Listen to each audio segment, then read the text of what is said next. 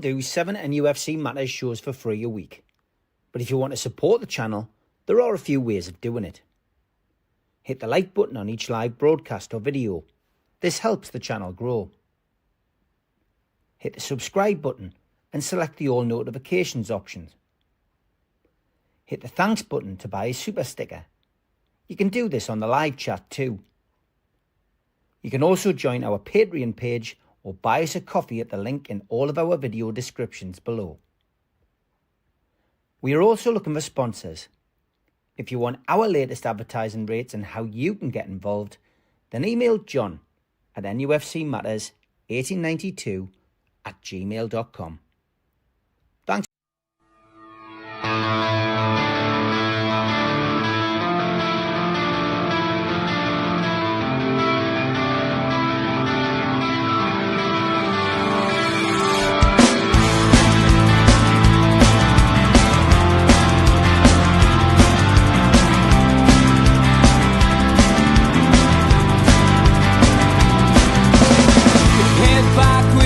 Attack. It feels like I've been talking to myself again. But it's the only way you're ever gonna learn. You look back and it's all in the past. I'm dwelling on the thoughts I cannot say to you. If I don't say the words, then maybe it's not true. And it feels alright when they come and say to you, you're the only thing that makes us all believe. Good morning, welcome to NUFC Matters. It is a pre-match show of Ask George. Good morning, George. Good morning, Steve. Good morning, everybody. Good to see you. Yeah, good to see you. And we've got an hour with George to get your questions in. I know a few of you have already got them in the chat, and John Askew has already emailed us a few over. But we start with some sad news, which came out from the club last night. I'll just read the brief statement on Newcastle United's website. We are deeply saddened by the news that our former player and manager, Willie McFall, has passed away at the age of 82. Born in Coleraine, Willie joined us from Linfield and made 386 club appearances between 1966 and 1975, as well as earning 6 international caps from Northern Ireland. He was also a key part of the Joe Harvey side that lifted the Intercities Fairs Cup in 1969, our last piece of silverware until last season's Carabao Cup victory. He returned to St James's Park as a manager in 1985, spending 3 seasons in the dugout before departing during the 1988-89 campaign. All of us at Newcastle United extend our sincere condolences to Willie's loved ones. Our players will wear black armbands during Sunday's Premier League fixture with Nottingham Forest in his memory. So there we go. Another legend passes away. Somebody who I spent quite a bit of time with over the years doing talk-ins and stuff. And he came as part of our managers' reunion. He came as part of our goalkeepers' reunion. And just somebody really who, loved the club, was a club man. I think it's probably the way that he's been described best by a lot of people, George. And I'm sure you want to pass on your condolences to the family and also got your memories yourself. Absolutely. My contacts with Willie were brief, but he just was a nice man as well, which is not always the thing that happens in football. So, they don't always stay nice. But Willie did. He was a lovely man. However, my first personal memory was the day he came to Newcastle from Linfield, because he was staying in what is now the Holiday Inn on Jesmond Road. And I was on the bus from Wallsend into the town to go to work at the university. And this blonde lad got on the bus and was asking, could he get to St James's Park that way? And the bus driver wasn't sure. And I said, well, I'll show you how to get to St James's Park, because I instantly recognised him being a football fan. And when we got off, I gave him directions to St James's Park. And it was an interaction which I've never forgotten. And I thought then, what a nice guy. And I was quite delighted that he signed. And of course, our links with Linfield extremely strong ever since the Jackie Milburn days. We've had a steady stream of players from Linfield, which and he was one of the later ones. So yeah, sad day for everybody, sad day for the club, but happy memories just the same. Yeah, and our thoughts go with Willie's family, of course, at such a sad time. Nice to see the club actually doing something today. Obviously, black armbands for the players in respect of the late, great Willie McFall. Important Okay. that the clubs picked it up, Steve. Important that the clubs Yeah, I picked it up. mean, we have discussed this a couple of times on, on the show. That they do pick it up, which is great. But, I still don't see what is a matter with a round of applause for players who've passed away. However they do it, whether they do it as a cumulative thing like Man City do at the end of a season or the beginning of a season. But I still don't understand why they can't allow us to share our, Yeah, applause for players who've passed, and we've lost some big ones, over the last few years. We haven't had that absolutely. opportunity Absolutely. to do that, So, Tom Dixon, we've covered your questions, so thanks for that, mate. George Ian McKenna says, "What is the best goal that you've ever seen?" Best goal I've ever seen. Oh, there has to be several from over the years. I mean, one of the best I've actually ever seen was in a FA Cup tie in '55 at Fulham, Jackie Milburn goal, which was a blinder from just inside our own half, and he slotted it into the bottom corner. But in more modern times, I mean, there's so many that surround Alan Shearer. I mean, a couple of Shearer's volleys, the one against Everton, where you can actually see him watching the ball from coming over from the wing and getting ready to volley it so fiercely, nobody could have stopped it. So there's two I can think of, but there are many others as well. We've had a plethora of good goal scorers over the years. I mean, if we're thinking about dead balls, when Trippier first came, he slotted a few in, and Laurent Robert. I used to love it when Laurent Robert got a free kick because he used to be like an old-fashioned gunslinger. He did his socks, he did his shorts, and brushed everything up before he took the kick and then walloped it into the net. And there have been others as well. Yeah, Ryan Taylor was a good dead ball man, and some of his goals were spectacular. So I've been lucky enough to see a lot, but I'll stick with the one from Milburn and the one from Shearer as being the best. Okay, good stuff. We have questions from John Askew. He's always very well prepared. John says, "Despite our slow start in the league, are you confident we can finish in the top 5 with another qualification for the Champions League? Would it be a big blow if we only qualify for one of the other European competitions or worse, George?" Well, it would be a bit of a blow, but the important thing is to qualify for Europe. And I don't downplay the qualifying for one of the lesser trophies. You just need to look at what Tottenham and Manchester United did last year from nowhere. 15th, 16th place.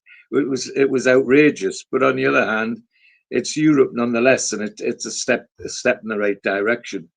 It would be a bit of a crestfallen thing if we didn't make it, but I'm looking at the previous years when we started very slow.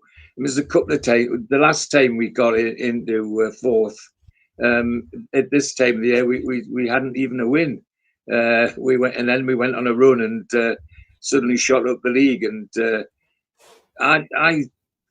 way we started this year, we seem to be warming to it. And I thought Wednesday night's performance for me was the bringing together some of the beautiful stuff we've seen in other matches, but just couldn't keep it going like we did on Wednesday. The other thing I'd say is that having watched Liverpool again last night, I reckon that our match with Liverpool, where we nearly got them with 10 men, has shown other teams how to beat Liverpool, because they're getting murdered down that right side.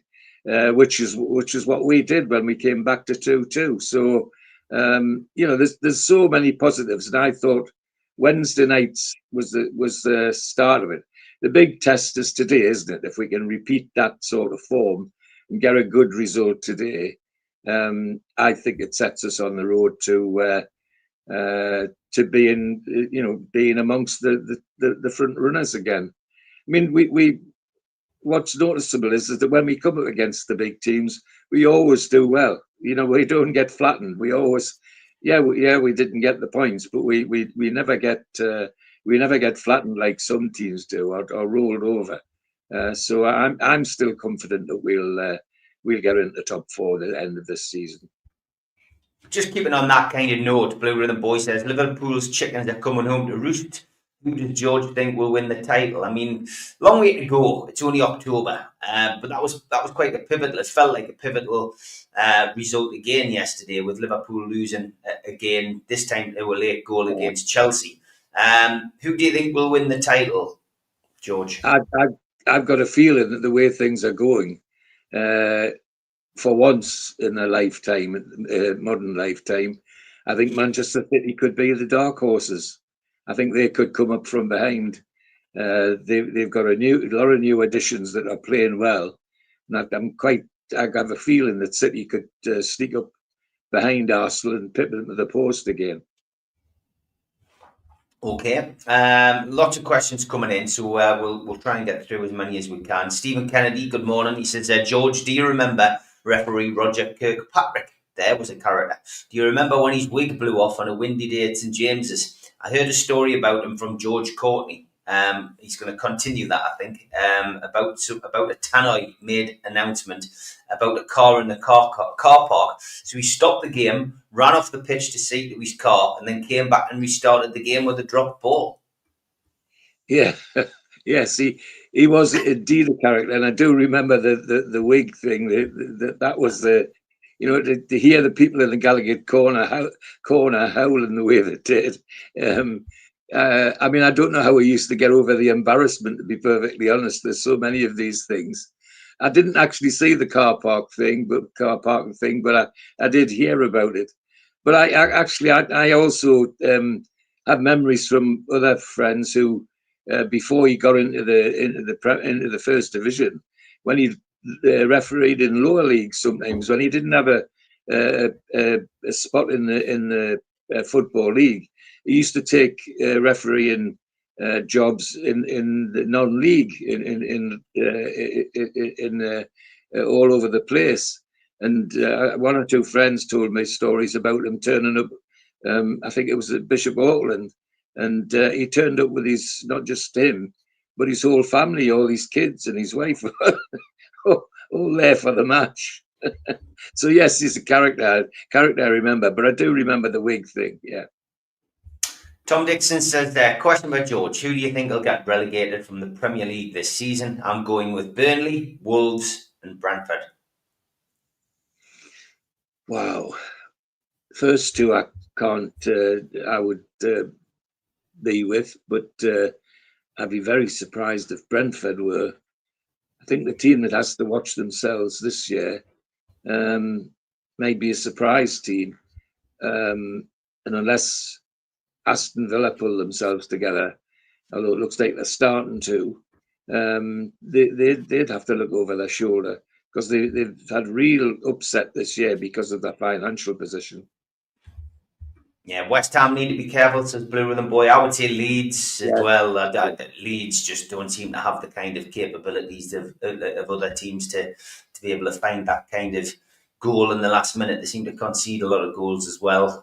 So yeah, I think Leeds is the team to watch, but I couldn't disagree with the other two. West Ham's definitely going to be floating around there as well, looking at where they're going, even with the new manager. Are you into heavy metal? Says Ian. He says, what's your favourite heavy metal song?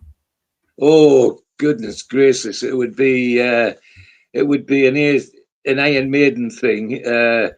The Geordie dentist, when he was at home, was a heavy metal fan, and quite often our house was vibrating as he belted it out in his bedroom, and Margie and I just have to sit and listen. I can't remember a particular Iron Maiden thing that comes to mind, but it would be something of Iron Maiden, because after a while, bring your daughter to the slaughter or something like that. I remember that one. Yes, that's the sort of thing, yeah. And once you're into it, you're into it. You know, at first we cringed when we heard it at first, but after a while you get used to it and you just accept it. But he was really into Iron Maiden, AC/DC, you name it. It was all rattling out of his bedroom. Morning, Ian. Good to see you back in the chat. Forest may be a good bet to go down to Sparky. Yeah, you never know. Let's hope we can put them to bed today. Run to the hills, Iron Maiden. Sparky, a few Iron Maiden fans in the chat this morning. Yeah. Another question from John Askew. Have you been surprised at how quickly Voltemada and Chow have apparently adapted to the Premier League? It's supposed to be the toughest in the world, but they've settled like ducks in water. Is there a chance that they're flattering to deceive? He always looks for that angle. Yeah. Well, it's a danger, isn't it? But to be honest, what I'm seeing from both of them, the only thing that strikes you with Voltemada is that he's shown the difference between the Premier League and other leagues. He's come and he's gone into it straight away, but because of the more physicality of the Premier League, he was only managing 60, 70 minutes, and then Eddie was having to take him off because he was cramping up, which is a sure sign that the physical side of it was just a bit too much. But you can't fault the kid for trying. He tries every leg, and now we're starting to see the benefits of it. I mean, some of his ball play on the bottom for such a tall bloke on Wednesday night was out of this world, and his link-up play. They're obviously they're ingrained in his style and in his abilities. So I don't think he's flattering to deceive. In fact, I look forward to in another month or so, after he's had the benefit of the coaching from Eddie and his team, because I think they'll make him into a sensational player, not just a good player. And Malik Chow, well, from the first touch of the ball, I thought, whoops, yeah, we've got a footballer here. And he's another one. His ability to play the ball on the ground and to take the ball in the air, and not just to head it anywhere, but to trap it and play it out and all of that. I don't think that's flattering to deceive either. And I don't think it's any surprise that on Wednesday night, when the crowd were chanting his name, that Bruno and the other lads were pushing him forward to take the accolades, and he was quite embarrassed. You could see he didn't particularly want to do it, but that's all good to me. And the other thing is that I joked the other night about whether Eddie's got a sheet with IQ questions on before he brings his players in. They all speak beautifully on when they're being interviewed. And to have such a group of players, all of them, Gordon, Bruno now. I mean, we had an interview with Bruno and he was speaking in 4 languages at this press conference. And similarly with, Elanga speaks 5 languages. Well, these aren't attributes that come easy. And it sounds like we've got a very, very intelligent squad. And I think they take that onto the field as well. I think they really do. So, no, I don't think they're flattered to deceive. I think we've got more great things to come from them. I mean, as a former defender myself, when I see Botman and Chow together and think, goodness, they're only in their mid-20s. What a baseline we've got, and add to the others, that we've got there already. I mean, we're well served in that department. But no, I think we've got a lot more nice things to come from them. Harrington, good morning. This is following Steve Bruce's sacking by Blackpool last night. Who does George think was Newcastle's worst ever manager? Oh, good question. Well, in modern times, it's got to be Bruce himself, hasn't it? I mean, I can't remember such negativity coming out of the club while he was manager. The stories that used to come out of Long Benton, of Benton, used to be, legend about the 3 days off and all this sort of thing. And he was denying it. Net players like Rose, the fullback we got from Tottenham, were going home and telling them mates in the south that you've got 3 days off. It was terrible. But then going a bit further back in my long in the tooth, I've got to say that Richard Dennis has to come close as well, I'm afraid. He might have been a nice guy, but he wasn't cut out to be manager of Newcastle United. But the stuff. I mean, all the stuff about Bruce is coming home to roost for Bruce now, because for the last couple of years, because since he left, we still have 9 players in our squad who were there when he was manager, and most of them he wouldn't play. And some of them, like the Longstaffs, he wouldn't even talk to, never mind play. So what sort of guy is that? And his training methods was run. I mean, I'm near the training ground, and sometimes they used to come down my street. And 2 or 3 times, I've looked out of my front window, and sitting on my front fence would be Dwight Gale and 1 or 2 others, heaving their guts out because they were sick of running. And last thing Dwight Gale needed with his fragile legs was long running, but Brucey used to make it do it. And of course, there's the other, which seemed prophetical at the time, but it wasn't prophetical, because I heard him shouting it from the touchline from where I sit. When somebody got injured, I think it was Joe Linton, and he was hobbling, and Bruce was shouting, "Run it off, run it off!" Well, he might have been doing more damage. So, yeah, Brucey gets that accolade, I'm afraid. Okay, Ian's question. He says, "Do you think it's time for Chow to take the mantle from Shaw as the first choice at right centre back?" Oh, it's got to be there.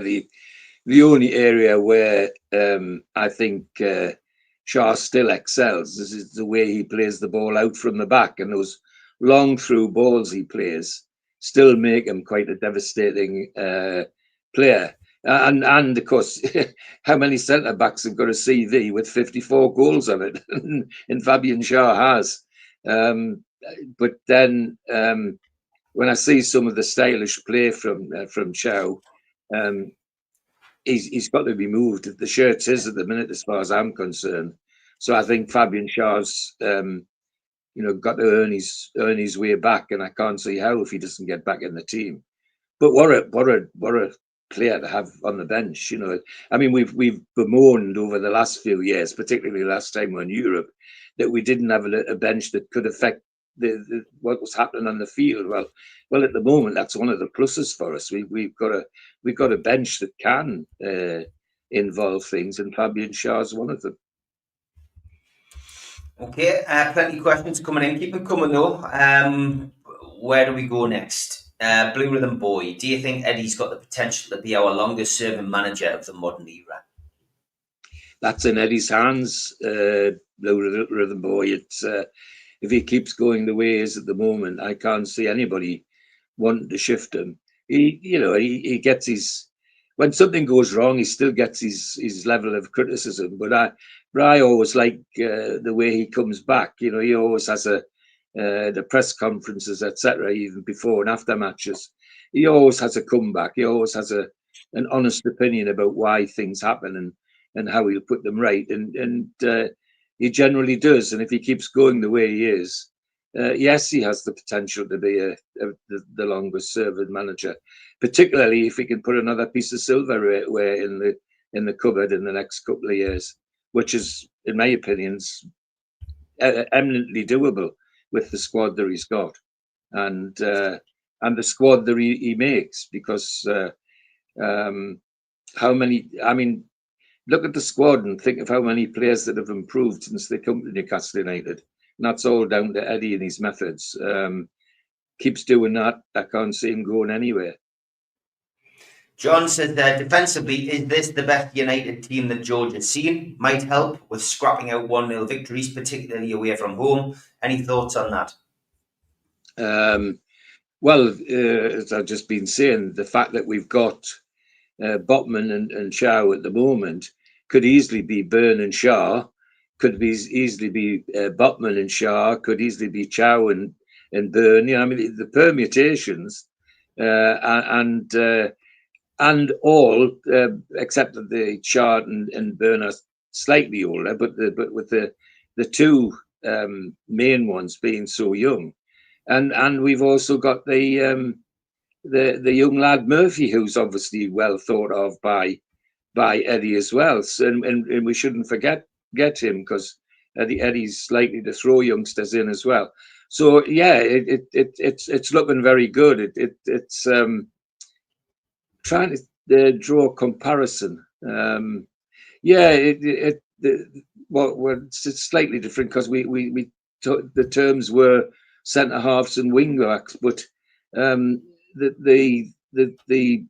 back line that went to the cup finals in 50, 51, 52 were undisturbed. You know, it was Harvey, Brennan, and Crowe, and then even in 55 it was Schooler, Brennan, and Schooler, Stoko, and Casey, and they were that kind of mould, that permanent fixtures, and the current lot that we've got do look like that. But what I'd add is the big differences with Botman and Chow is their ability on the ball. It's a long time since I've seen big centre backs that had the ability on the ball that those two have got. It was frowned on in days gone by, but now it's almost essential, and they've got it. They just excite me every time I see them. Okay, halfway through the show, time for the ads. A big thanks to all our sponsors, Skips and Bins. You can find them at their website, skipsandbins.com. Contact them at www.skipsandbins.com/contact. Say hello to low-cost waste disposal with pay-as-you-go and contract waste management. A big thanks to Mr. Vicky's Sauces, handmade in Cumbria. You can find them at their website, mrvickies.co.uk, email info@mrvickies.co.uk, or telephone 01768 210 102. Thanks to our fanzine sponsor, United Group Travel. There are no strangers on our tours, just friends you haven't met yet. 2-crew driver and courier, local family company, 3-star plus quality hotels and no interchanges. Hot and cold snacks and drinks available on the coach, all excursions included. Their website, unitedgrouptravel.com, email beverly.ugtl@gmail.com, telephone 01670 632 460 or 0791 666 4174. Just £30 per person deposit. Thanks to Media Arts for all the help with the technical side of things. And if you like listening to us as a podcast, you can go to Sports Social Podcast Network or to iTunes, Spotify, or other podcast providers. If you want to support the show, then hit the subscribe button. It's free. We do 7 shows a week. Hit the little thumb up under the video, which is the like button, or click share to share to your social media. You can also join the channel on YouTube by hitting the join button for as little as $1.99 a month. If you want to become an NUFC Matters member, you can go to nufcmatterspodcast.co.uk. It's a £25 one-off fee. You get your pen, you get your badge, a key ring, you get your beer mat and your fridge magnet and your membership card, nufcmatterspodcast.co.uk for that. And we have an event early next year, 13th of February 2026, an evening with Beardsley, Waddle and Gascoigne takes place at the Tyne Theatre and Opera House.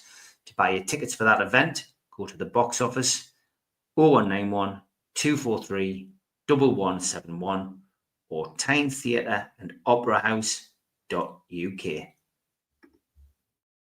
And being asked to promote this one for the lads at Sacriston Colliery Cricket Club. They're having an event with Joe Allen and Lee Clark, and that is next weekend. Tickets are £15 direct from Sacriston Colliery Cricket Club, so get yourself along to that one if you can to support a local team. Our Christmas do, well, that is with Joe Allen and Warren Barton, 21st of November. Tickets are £12 for that. and available from nufcmatterspodcast.co.uk. All proceeds, of course, going to Age UK North Tyneside Dementia for that one. And just a couple for next year. Supermat and Gibbo reunited at the Irish Centre. Tickets available from nufcmatters.co.uk. And our annual Peter Beardsley show takes place on the 30th of January. Tickets again available from our website. Just an update on the fanzine. It is busy being put together by Rob Maltman, our designer, and it will be heading to the printers sometime this week. So the fanzine will be available to everyone who subscribed. We've got 100 subscribers this year, so thank you very much. That fanzine will come to you in due course before the end of the month. I think 31st of October was due to be released. It should be with you a little bit before that, which is great. And a shameless plug for the book that we've got coming out in time for Christmas. And it is called The Promoter and the Photographer, 25 years of bringing the stars to Tyneside, by my good self and Andy Singe Thompson, the photographer. And it's fanzine-like size, black and white, some wonderful photos in there, but also some stories from me and Singe on each of the people who we've been involved with on those wonderful events. So there's a few of them on the front page there. The late, great Pavel Srnicek, of course, and the late, great Ricky Hatton, Mike Tyson, Gaza, Buster Blood Vessel from Bad Manners, you name it. We've had them up here. Lots and lots of great stories and memories. And again, we are selling a limited edition of that book for £10 a copy, 200 copies. If we sell 200 copies, we're going to make a nice little chunk again for Age UK North Tyneside Dementia. I think we need to sell something in the region of 89 to break even. We've sold 10 already, so thank you very much to everyone who's contributed to that. That little QR code in the corner, if you click on that, that'll take you straight there, and I'll keep sticking the advert up on the page on the shows throughout the coming weeks so that you don't miss out and you can order your copy. And I'm sure Singe will sign it. If I sign it, it'll definitely devalue it. But get yourself online, order a copy today. If you haven't already, that book should be with you just before the end of November. Certainly in time for Christmas if you want to surprise somebody and buy them a copy. So thanks for that. If I could just add, all good value and for a very good cause, which has the first been for me. Yeah. Thank you, George. It's it's good to be able to help that charity in particular, and we'll continue to do so for as long as we can. Okay, let's get back to the questions. It was a good one from John that he emailed. What happens, George, when Wissa's fit? There was a feeling that if he hadn't been injured, he would have started games and Voltamada would have been eased in. But if Big Nick continues this form, surely he couldn't be left out. Or could he? No, I don't think so. I think Eddie will find a way of using them both. Because there's no question that, we've had a couple of nice wins. The 4-0 the other night was good.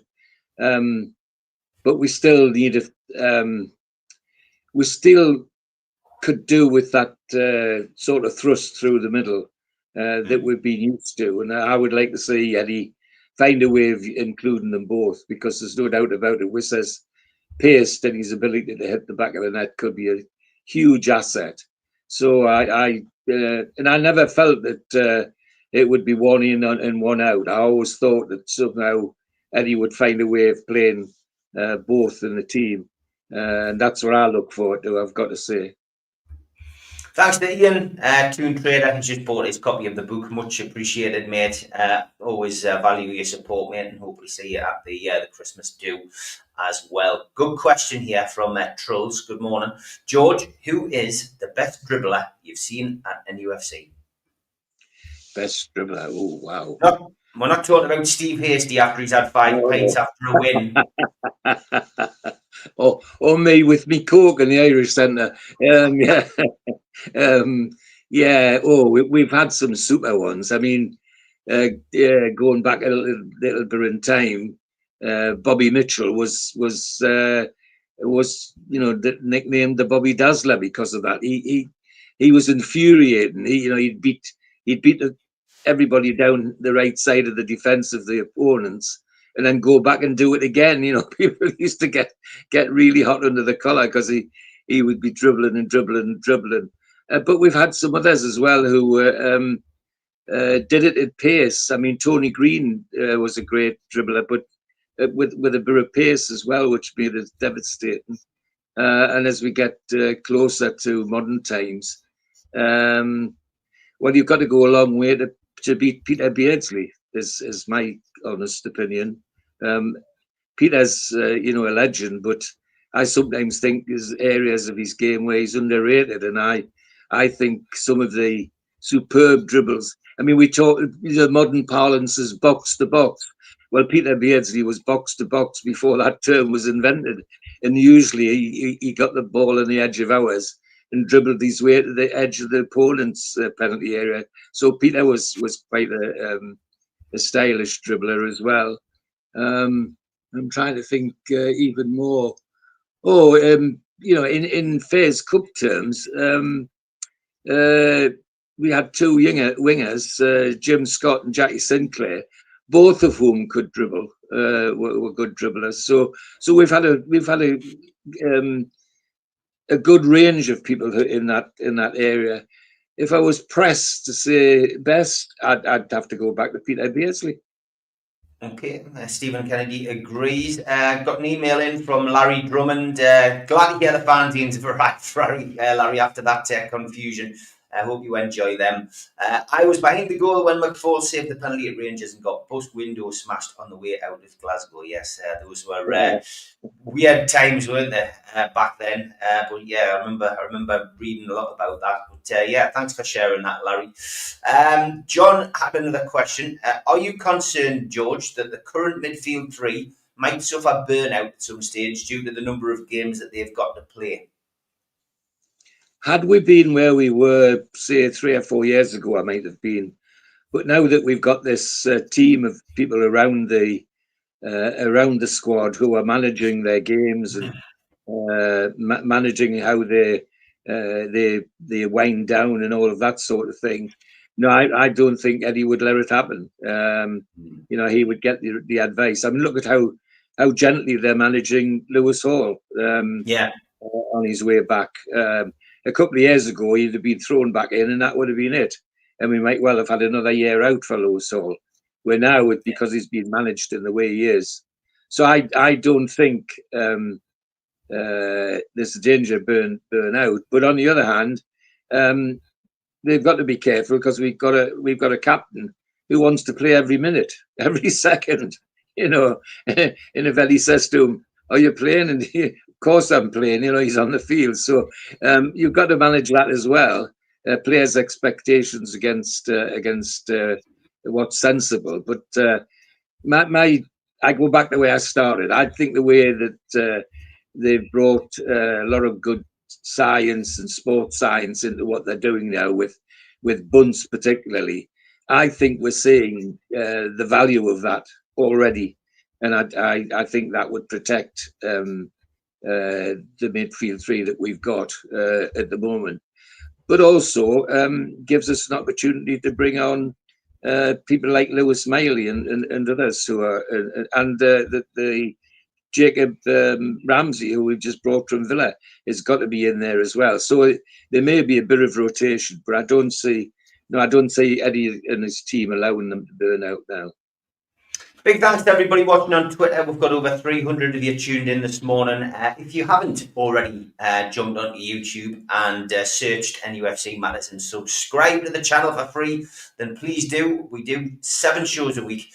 Currently on 53,694 subscribers. We need 6 more to hit the 700. So if you can jump over and do that this morning, it is free. And as I say, we do 7 shows a week. You wouldn't be. And thank you all for joining in. Yeah, 100%. Thanks very much. A couple of people have asked the same question. Tom Dixon is one of them, and John Askew is the other by email. Where do you think Newcastle will, or where do you think Newcastle do need to strengthen in January, George? I still think that we could add to. I still think we could add to the right side of the attack in some different ways, so that we've got a mix of what we could present, and not just hell pace, but a little bit of skill as well. And it wouldn't surprise me if in the summer we we traded Harvey Barnes for somebody else. So I think that's where it'd be going. And having just talked about the defence, I wouldn't be surprised if we didn't bring in another young fullback to replace Kieran Trippier. We've got two wonderful fullbacks who could be with us for a decade, but I don't think it would do us any harm to have another one in the background pressing them for their places, so it keeps them on their toes. Lots of suggestions. Blue Rhythm Boy says a left back and a centre midfielder would be ideal. Tom, I agree with you. Another striker, possibly. Depth in midfield would be nice. I've got to be honest, though, I do really feel as if Lewis Miley's going to start coming into his own. I mean, I've seen a lot of them over the last couple of years. Obviously hampered a little bit by injury and then having to get into the team past this 3, but I couldn't pay him a bigger compliment. In recent games when he's come on, it hasn't looked as noticeable that Joe Linton's not on the pitch, and maybe that he's found that little niche for himself. Add to the fact he's a teenager who's grown. If you look at him now and find a picture of his physique when he started, he's a different animal altogether. And my mantra is that an extra yard of pace and Lewis Miley would be a world beater. And I think they are working on that. Yeah, we'll keep forgetting how young he is, George. He's still got a bit of growing to do, and that is half the problem. And Blue Rhythm Boy Ashby just doesn't seem as if he's going to make it, which is sad. Ian says, George, what's it like being a legend? Oh, goodness gracious! Oh, stop, please. All I can say to you is that I get a lot of joy talking out of something that's important in my life and has been for a long time, which is Newcastle United. But also, I get a lot of pleasure out of all the friends I make sitting here talking to you lot and meeting you in the Irish Centre and at the food bank and all that sort of thing. So, if the word is there, then I'm grateful. But it's down to you. It's down to the people who support me and all the rest of it. And having as a young man, having worn the shirt, as it were, but sadly seen my friends get contracts and me just end up with a kicked knee. It's still in my blood and gives me so much joy. And wherever I travel with me work over the years, one-eyed naval architects work in every part of the world you can. In nearly every shipyard I've gone into, or offshore yard, whether it be Singapore, whether it be in America or wherever, there's always somebody who wants to talk about Newcastle United, especially when we had Keegan as manager.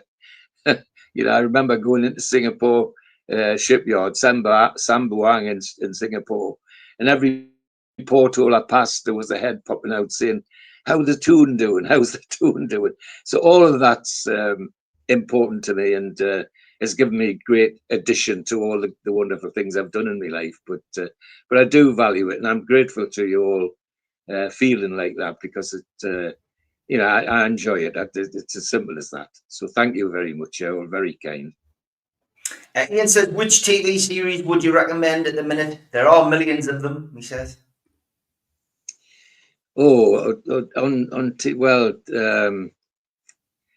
I've got to say, I keep going back to the old ones. I'm a great MASH fan. Auf Wiedersehen, Pet, the Likely Lads. The older ones are the ones I would pull out.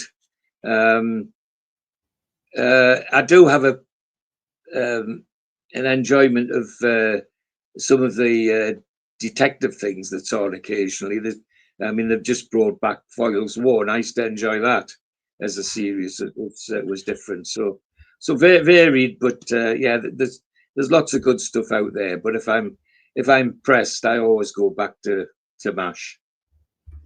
Morning, Barry. He says, George, what should the club do with Alex Murphy? Do you think he should go out on loan? Well, Alex has had loan spells and done well. I would like to see Alex on the bench a lot more, and perhaps even be given a run out in the last 10-20 minutes in games, because he looks very tidy, and wherever he's been, I mean, when I think he was at Bolton for a while, and at Bolton he was a hero. You know, they really regarded him. So, you know, I would like to see him on the bench more, and perhaps even, you know, sneak on towards the end of games to give the other ones a rest, the older ones a rest. Yeah, Les says, if you like horror, true story, try Monster, the Ed Gaines story, starring Charlie Hunnam. Yes, heard mixed reports on that, Les. Quite horrific, that story. But yeah, I suppose so. George, are you reading any books at the moment, says Tom? Reading any books at the moment? I'm going to bore the pants off you, Tom. I'm reading all the classics at the moment because I have a set of them. And every now and again, when I want to do something different, I reread them. And at the moment, John Steinbeck's one of my favourite authors, and I'm into the middle of The Grapes of Wrath at the moment. Okay, there you go. And midfield was another question from Larry. Steve, not many noticed, but the midfield ended with Miley, Hall and Tonali. That was in the previous game. Yeah, it's a good point. And yeah, but I do think they'll go with the tried and tested one. I think you might have sent that in, Larry, when I was talking about the going with an unchanged team the other night when I was doing the Amigos, and I meant to reply to that. But as often happens on this show, things can move quickly, and we end up missing out on mentioning stuff. But isn't it noticeable though that, for example, and I'm sure there was one or two others when Lewis Hall came, actually saw him as a midfielder, not a fullback. He was, yeah. Yeah, and that he's done his magic, and we know where he's best. But yeah, it's nice to have those options though. There's somebody that could slot in, and that's all it would be for me, because I do think Lewis Hall's our left back for the next 10 years. Yeah. Blue Rhythm Boy says, do you think Rafa will have one last dance in the Premier League? Oh, I think if we hammer Nottingham Forest today, it wouldn't surprise me to see him turn up as manager of Nottingham Forest next week, because at the European match the other night, he was sitting next to the Forest owner watching the match. And he doesn't do anything for nothing, Rafa. He's not a guy that would do that just to get his face in the paper. If he's there, he's been invited, I suspect. So I could be wrong, but I think if we can turn Forest over today, I think sometime next week Rafa will become Forest manager. Blue Rhythm Boy says, this is a question. Can George answer it? No England manager could for 20 years. Start, bench or sell, Scholes, Gerrard or Lampard. So who would you start? Scholes, Gerrard or Lampard. Oh, for sheer out and out skill and tenacity and all that goes with it, I think underrated. Scholes would be on, and then Gerrard on the bench, and Lampard somewhere behind. Interesting that, like it is a good one, because I would start Lampard. I would have Gerrard on the bench, and I'd sell Scholes. Yeah. So that just shows you couldn't be more polar opposite. Isn't it a good question, because we're talking about three outstanding midfielders. I mean, I Lampard last, but God, what a great player! What a fantastic player! And I'm thrilled to see what he's doing at Coventry. At last, he seems to be finding his managerial feet. It's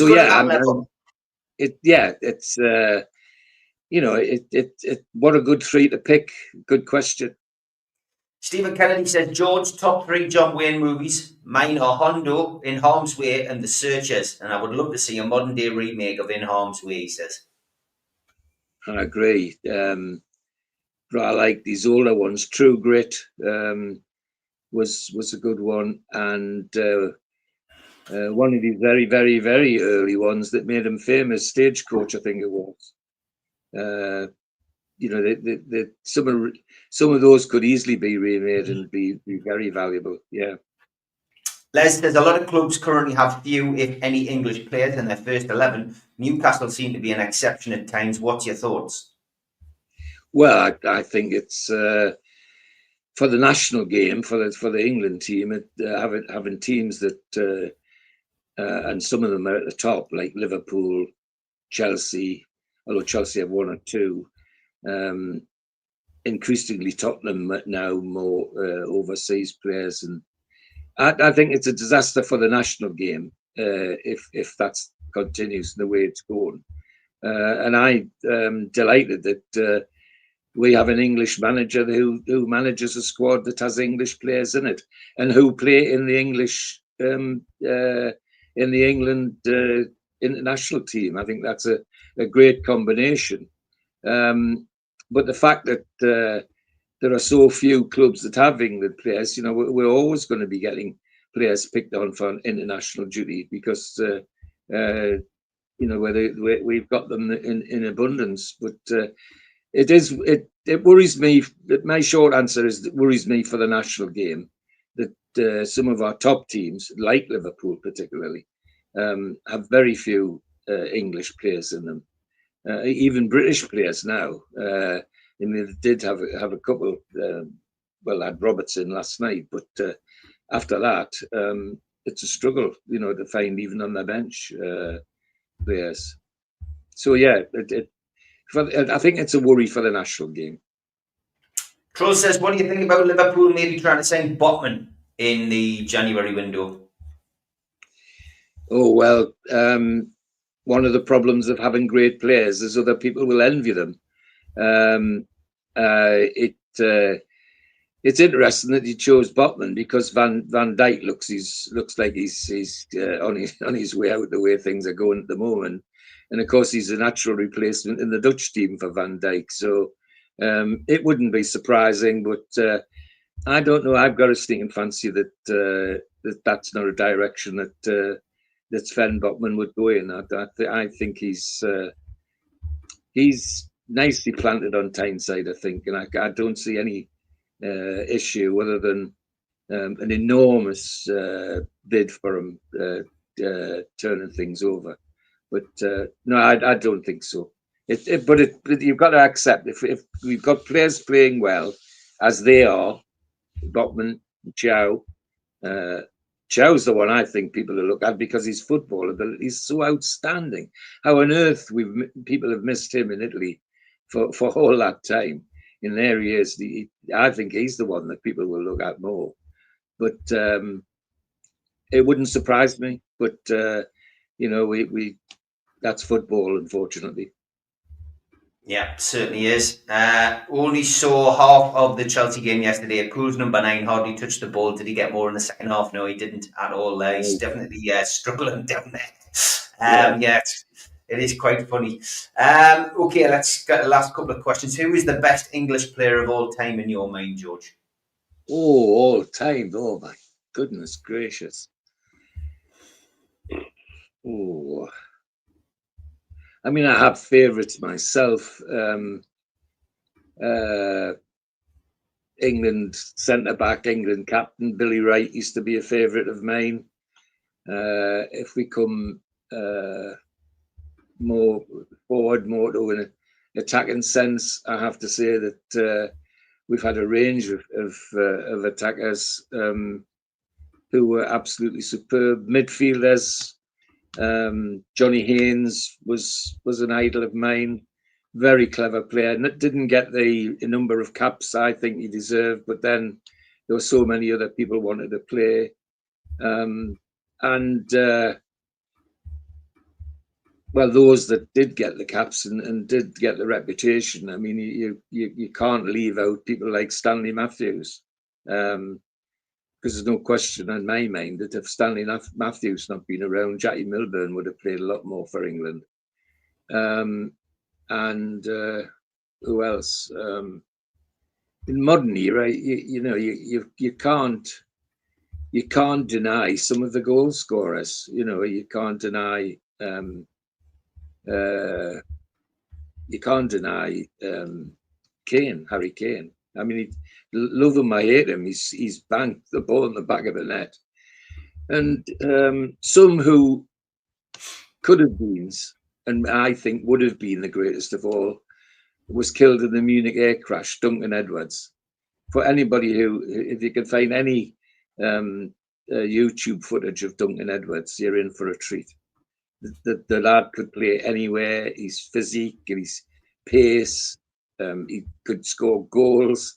There was very little he couldn't do, and he was magnificent at it. So had he gone on a few more years, that's who I would have been talking about as the greatest ever, but we never got the chance, sadly.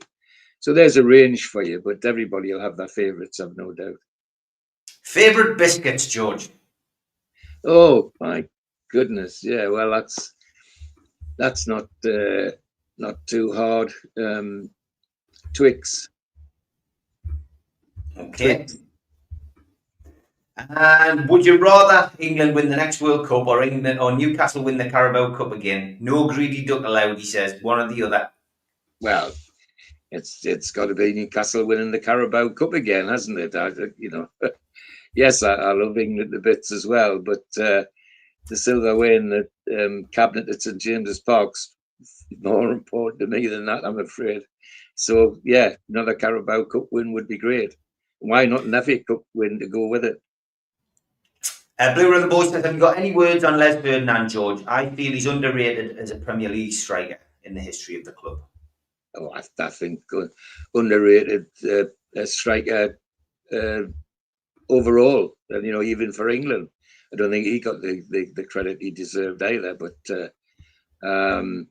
if we're talking about all-round strikers, ability on the ground as well as ability in the air and physique, he's difficult to beat. He just was, and I agree, completely underrated.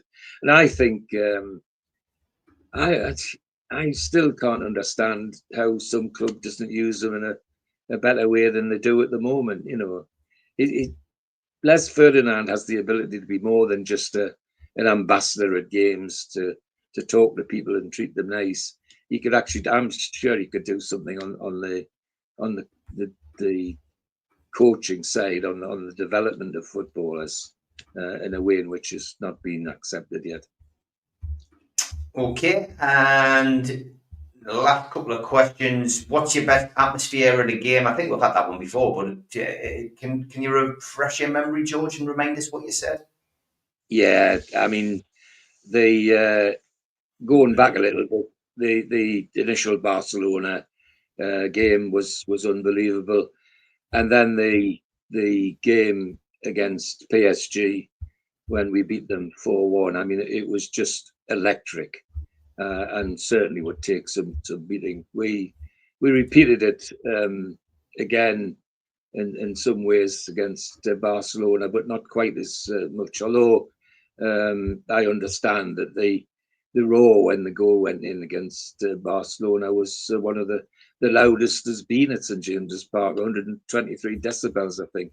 But I think the PSG one after the Barcelona one was the ones I talked about. I think I've said it before as well. I think Alan Shearer's testimonial for a one-off game as well was quite unique as well. And, Shearer scoring a goal, for actual roars in the crowd, I think they're kind of games I remember, Of course, absolutely. Yeah, absolutely. Yeah, certainly. Well, that's it. We have come to the end of the show. Superb, as always. Thanks to everybody for giving their questions and giving up their time on a Sunday morning to sit and watch George and I. It's been an absolute pleasure. If you go into the game today, enjoy it. Let's hope it's 3 points. We're back it's good to see you all. Thank you very much. Thank you very much indeed. Back tomorrow night, of course, 6 o'clock with the fans forum to hear what the lads have got to say about the game that we've just witnessed. Okay, George, have a good day. Take care, mate. Thanks, Steve. Enjoy it.